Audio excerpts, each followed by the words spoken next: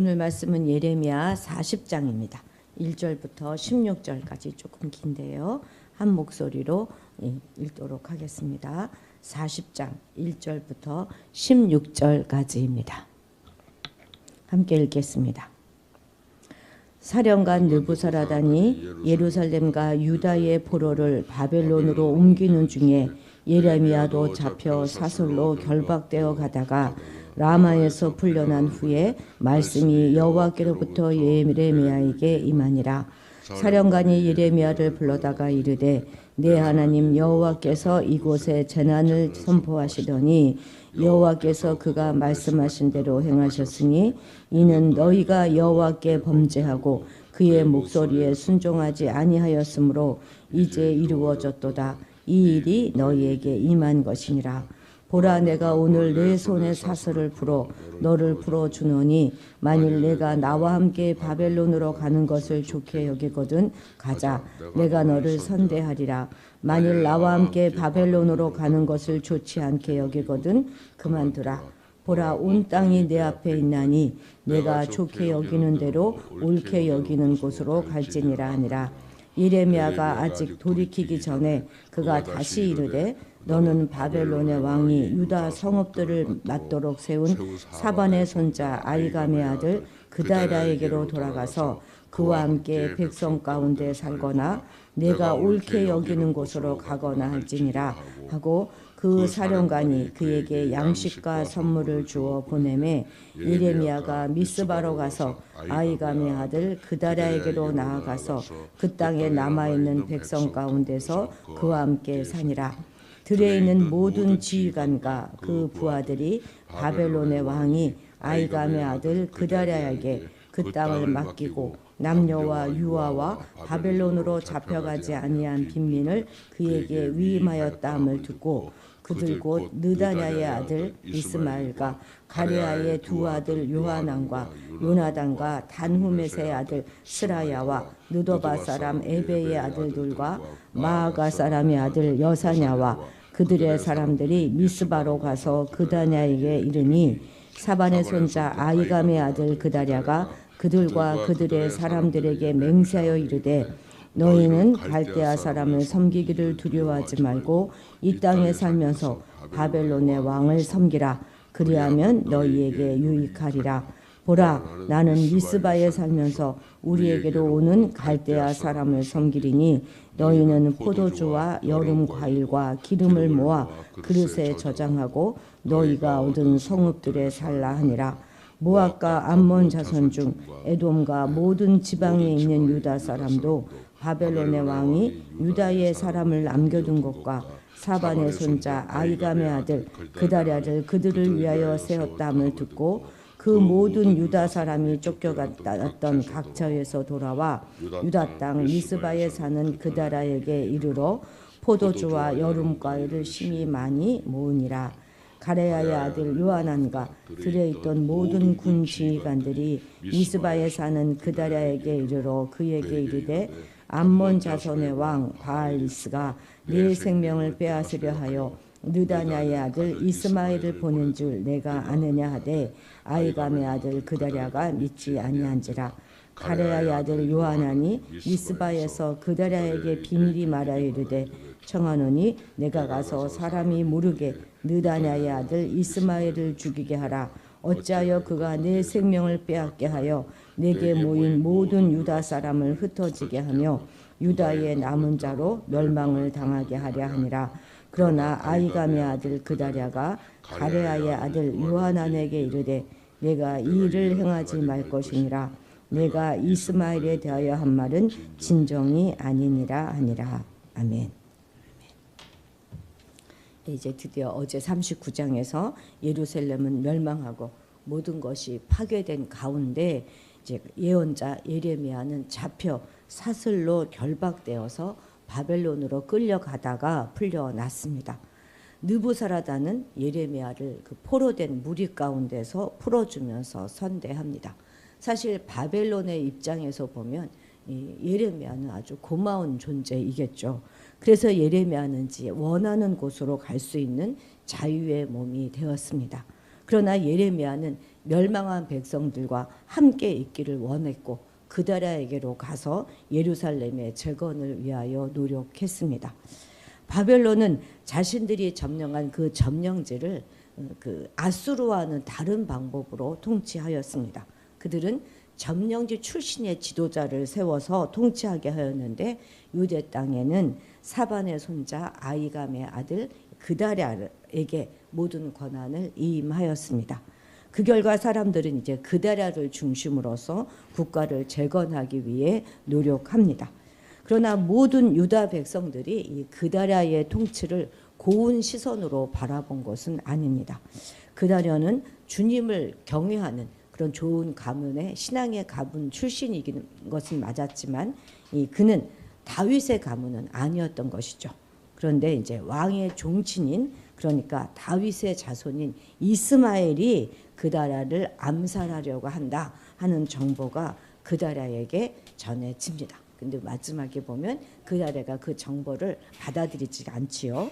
자, 우리 40장 2절 3절 같이 읽도록 하겠습니다. 40장 2, 3절입니다.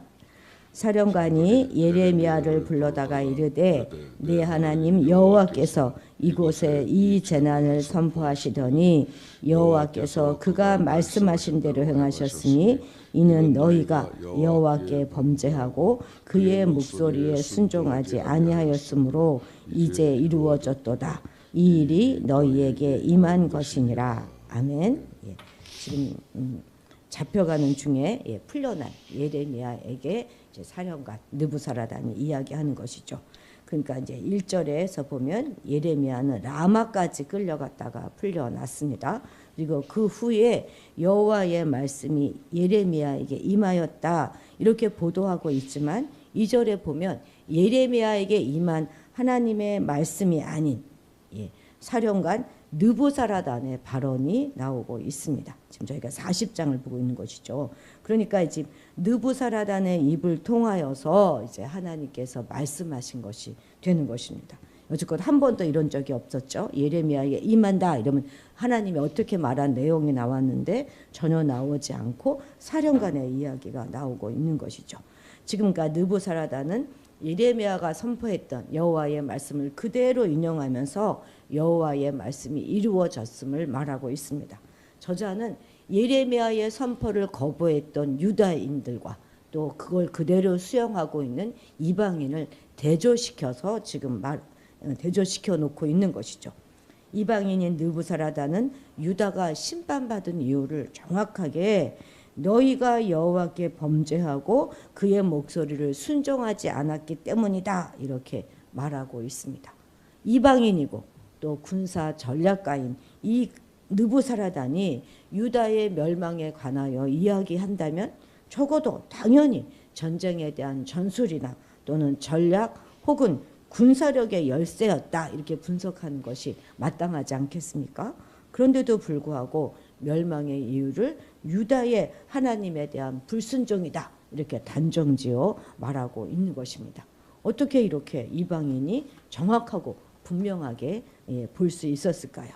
이것은 그가 평소 이스라엘에 대한 관심이 지대했고 그리고 늘 이스라엘을 주목하고 보고 있었다 하는 것을 말해줍니다. 하긴 뭐 느부사라단만 그런 건 아니겠죠. 바벨론 사람들도 그랬을 것이고 당시 주변의 모든 나라의 사람들에게 이스라엘은 비록 약소국이긴 하였지만 세상 어느 나라와도 비교할 수 없는 특별한 역사를 가진 민족으로 기억되고 있었을 것입니다. 늘 주목했을 거예요. 출애굽의 역사가 있잖아요. 가나안 땅을 정복했던 그런 역사가 있는 대단한 특별한 나라일 뿐만 아니라 자기들 같이 여러 신을 믿는 것이 아니라 오직 유일신 사상을 가지고 오직 여호와만을 참신으로 섬기는 유다 사람들을 이 유다 사람들이 다른 나라 사람들에게도 아주 각별한 관심이 대상이 되었던 것이 분명합니다. 사실 이러한 본문의 말씀은 시대를 초월하여서 모든 사람들에게서 볼 수 있는 태도입니다. 실로 유일하신 하나님만을 섬기며 다른 어떤 구원의 도리와도 다른 길을 말하는 기독교 신앙 그리고 교회는 온 세상 사람들에게 큰 관심의 대상이 아닐 수 없습니다. 교회에 가해지는 박해나 또 반대, 또 성도들에게 가해지는 세상 사람들의 멸시와 조롱, 이 역시도 일면 그들의 관심을 반영하는 것이라 할 수 있을 것입니다. 그렇다면 우리는 어떻게 살며 또 어떻게 행하며 살아가야 하겠습니까? 적어도 우리는 우리의 일거수일투족의 촉각을 곤두세우면서 그에 대해서 숨김없는 그런 반응을 보이는 세상 사람들 앞에서 당연히 본이 되는 그런 삶을 살아야 하겠습니다. 그런데 그렇게 살아가고 있나요? 오늘날 거의 매주 매일 성도들 혹은 목회자들의 비리와 부정 또는 그 불합리한 모든 일들이 세상 가운데 폭로되고 있고 세상은 날이 갈수록 그 비난의 수위를 높이고 있습니다. 오죽하면 기독교가 아니라 개독교다 이런 말을 하겠습니까? 예전엔 그래도 목사라고 하면 존경받는 직업 중에 하나였지만 요즘은 전혀 그렇지 않습니다. 교회라고 하면 무턱대고 싫어하는 사람들 참 많습니다. 국민 중에 대부분이 기독교인들에게 사기 안 당한 사람들이 없는 것 같아요. 다 장로에게 사기 당했다, 목사에게 당했다, 이런 일이 비일비재하지 않습니까? 이런 현실로 인해서 이 땅에 교회를 세우신 우리 하나님 아버지의 마음이 얼마나 아프고 슬프시겠습니까? 과거 초대교회가 그 세상 모든 사람들에게 아름다운 본을 보이고 칭송을 받았던 그 역사가 오늘 우리 교회를 통해서도 재현될 수 있도록 우리는 힘써야 하겠습니다. 더 이상 세상 사람들에게 하나님의 이름이 모독받지 않도록 하는 그런 수치스러운 일이 재현되지 않도록 과거와 오늘 우리가 안고 있는 모든 잘못들을 회개하고 깨끗한 양심으로 살아가면서 세상의 본이 되는 교회의 본연의 모습을 회복할 수 있도록 우리 모두가 힘써야 하겠습니다. 5절 6절 같이 읽겠습니다. 예레미야가 아직 돌이키기 전에 그가 다시 이르되 너는 바벨론의 왕이 유다 성읍들을 맞도록 세운 사반의 손자 아이감의 아들 그다랴에게로 돌아가서 그와 함께 백성 가운데 살거나 내가 옳게 여기는 그곳으로 가거나 할지니라 하고 그 사령관이 그에게 양식과 선물을 주어 보내매 예레미야가 미스바로 가서 아이감의 아들 그다랴에게로 나아가서 그 땅에 남아있는 백성 가운데서 그와 함께 사니라. 아멘. 예레미야는 바벨론으로 가기만 하면 그곳에서는 이전과는 다른 좋은 환경과 그런 좋은 환경 가운데서 평안한 삶을 살 수 있었을 것입니다. 그동안 얼마나 힘들고 어렵게 살았으니까 갇히고 죽을 고비도 여러 번 넘기고 그랬으니 이제 좀 편하게 살아도 되지 않겠습니까? 그러나 그는 사람들이 뭐라고 해도 자신이 그들 가운데 세움을 입은 영적 지도자다 하는 사실을 결코 잊지 않았습니다. 그는 연약한 백성들이 황량한 땅에서 고통 중에 살아가야 하며 무엇을 어찌해야 할지도 모르는데 그걸로 호의호식하는 것이 그 지도자로서는 합당한 처신이 아니다 이렇게 생각했던 것이죠. 그래서 그의 나라가 이제 망해서 사실 선지자로서의 모든 이제 사명은 다 끝난 거잖아요. 또 다른 사명으로 그 자신이 들어가게 되는 것이죠. 그렇지만 유다 백성들은요 이전부터 예레미야를 선지자로 잘 대우하지도 않았어요. 오히려 그를 핍박하고 멸시했지 않습니까? 그래서 그동안 그가 얼마나 많은 역류간의 상처를 입었습니까? 사실 자신의 예언을 마음대로 무시했던 그런 사람들을 통렬하게 비웃으면서 확실하게 갚아줄 수 있는 그런 절호의 기회가 온 것입니다. 그러나 그럼에도 불구하고 예레미야는 멸망당한 자신의 조국, 패망당한 땅에서 신음하고 있는 자신의 민족에 대한 긍휼한 마음으로 그들과 함께 고통을 나누고자 한 것입니다. 성경이 말하는 진정한 영적 지도자들은 백성들과 자신의 운명을 항상 동일시하면서 백성들의 고통을 당할 때 그들의 형편을 결코 외면하지 않았습니다. 바울 사도가 그랬고 또 다윗도 그러지 않았습니까? 그리고 무엇보다도 우리 주님 또한 그러하셨습니다. 무수한 범죄로 죽음의 위기까지 처한 이 인류를 그냥 내버려 두지 않으시고 하늘의 영광 다 버리시고 이 땅으로 내려오셔서 낮은 자리에서 사람들을 섬기시고 그들의 고통과 질고를 채울하셨을 뿐만 아니라 심지어는 십자가에 자기 목숨을 내어주심으로 구원을 이루신 참 목자가 우리 주 예수 그리스도이십니다. 사실 우리가 사는 이 삶의 주변을 바라보면 조금만 출세해도 일신의 평안이나 이익만을 내세우면서 자기를 따르는 약한 자들의 고통을 외면하는 많은 그런 지도자들이 참 많습니다. 우리는 결코 이러한 세태를 본받아서는 안 되겠습니다. 약한 자들을 돌보면서 그들의 고통의 자리로 나아가 그들의 약한 무릎을 세워주고 또 위로와 힘을 주는 은혜로운 삶, 그런 섬기는 지도자의 삶을 살아가야 할 것입니다. 13, 14절도 같이 읽겠습니다. 가레야의 아들 요하난과 들에 있던 모든 군 지휘관들이 미스바에 사는 그다랴에게 이르러 그에게 이르되 암몬 자손의 왕 바알리스가 내 생명을 빼앗으려 하여 느다냐의 아들 이스마엘을 보낸 줄 내가 아느냐 하되 아이감의 아들 그다랴가 믿지 아니한지라. 아멘. 이스라엘 사람들은 대부분 아버지의 이름, 할아버지 이름을 그대로 그냥 쓰기 때문에 이렇게 이름을 얘기할 때는 누구의 손자, 누구의 아들 이렇게 앞에 그 설명이 꼭 붙어요. 같은 이름을 가진 사람들이 많은 것이죠. 그래서 우리가 읽다 보면 누구가 뭐라 그랬는지 참 읽기가 어려운데 그럴 때는 앞에 것들은 조금 빼고 그 이름들만 이렇게 동그라미 쳐가면서 읽으면 훨씬 이해가 쉽습니다.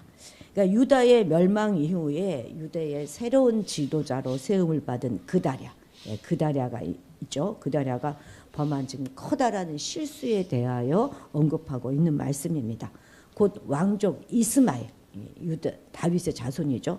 이스마엘의 암살 음모를 고발하고 있는 요하난의 충정 어린 고발에 대하여 그다랴가 불신하고 이를 묵살했던 그 사실을 보도하고 있는 것입니다. 그런데 여기서 그다랴가 그냥 믿지 아니한지라 하는 이렇게 표현한 이것은 그냥 안 믿었던 그런 정도가 아닌 거예요.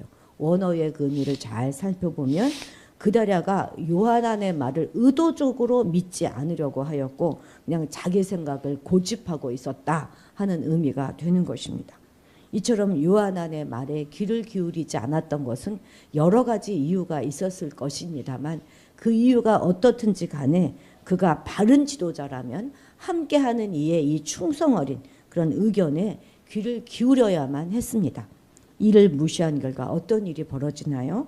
그 자신은 이스마엘의 암살로 처참한 죽음을 당하게 될 뿐만 아니라 재건의 첫걸음을 내딛고 있었던 유다 공동체의 그 회복의 마지막 그 기회를 상실하게 되깁니다. 뛰어난 지도자들이 가진 공동점이 무엇입니까? 그것은 주변에 믿을 만한 참모를 두고 있다는 것입니다. 즉 지도자는 홀로 한 공동체를 다 온전히 이끌 수 없다 하는 것을 스스로 인정하고 전문성을 갖춘 참모들의 도움을 받으며 또 그들의 믿을 만한 조언을 존중하고 그 의견들을 수렴하여서 보다 나은 지도력을 발휘하게 되는 것이죠. 그래서 바른 지도자라면 자기 생각만 고집할 것이 아니라 더불어 함께하는 이들의 말에 귀를 기울이고 그들과 더불어 맡겨진 일을 잘 수행해야 하는 것이죠. 그런데 사람은 나이가 들어가면서요, 정말 점점 다른 사람의 말은 잘 안 들으려고 하는 좀 고집스러워지는 그런 경향들이 있는 것이 사실입니다. 우리는 오히려 나이가 들어갈수록 그래 내가 틀릴 수 있다, 내 생각이 잘못될 수 있다, 그런 생각을 항상 가져야 할 것입니다. 그래서 늘 나의 주장만 고집하고 있는지는 않는지 내가 늘 깊이 반성하고 타인의 의견에 귀를 기울이는 자세를 갖추어야 할 것입니다. 참 나이가 들어갈수록 이것이 너무나 중요한 것 같습니다. 그렇게 할 때 함께하는 이들로부터 깊은 존경과 신뢰를 얻게 될 뿐만 아니라 우리가 살고 있는 이런 공동체, 가정에서든 교회에서든 직장을 보다 아름답게 그리고 굳건하게 세워나갈 수 있게 될 것입니다. 기도하겠습니다. 하나님 아버지, 오늘날 우리가 바로 살지 못해서 우리를 주목하여 바라보는 세상 사람들에게 덕을 세우지 못했음을 용서하여 주옵소서. 소리만 요란할 뿐 우리 안에 삶의 진정성을 갖추지 못했던 지난 날들을 회개하오니 이제 묵묵히 우리의 있는 자리에서 깨끗한 양심으로 살아갈 수 있게 하옵소서. 어떠한 상황에서도 힘들고 어려운 백성들과 함께하기로 결단하였던 그 예레미야의 영성을 오늘 우리에게 부어 주옵소서. 이제 그만 쉬어도 되는데 끝까지 백성들의 아픔을 공감하길 원했던 그 마음으로 우리도 이웃을 살피고 돕는 자가 되기를 원합니다. 우리에게 좋은 믿음의 동역자들을 허락하여 주시고 서로가 서로에게 든든한 버팀목이 되어줄 뿐만 아니라 서로의 의견을 존중해 주며 신뢰와 사랑으로 건강한 공동체를 세워나갈 수 있도록 도와주옵소서. 오늘도 내 고집만 내세우는 것이 아니라 주변의 이웃의 목소리에 귀를 기울이며 경청하는 자세를 잃지 않고 살 수 있도록 도와주옵소서. 감사드리며 예수님의 이름으로 기도드렸습니다. 아멘. 아멘. 예, 우리나라를 위해서 기도하도록 하겠습니다. 예, 우리나라 안에 포괄적 차별금지법이 잘 통과되는 일이 있어서는 안 되겠습니다.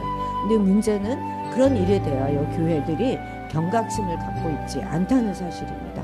교회들이 깨어서 이 세대를 바라보고 이 세대를 품고 기도할 수 있기를 위해서 기도해 주시기 바랍니다.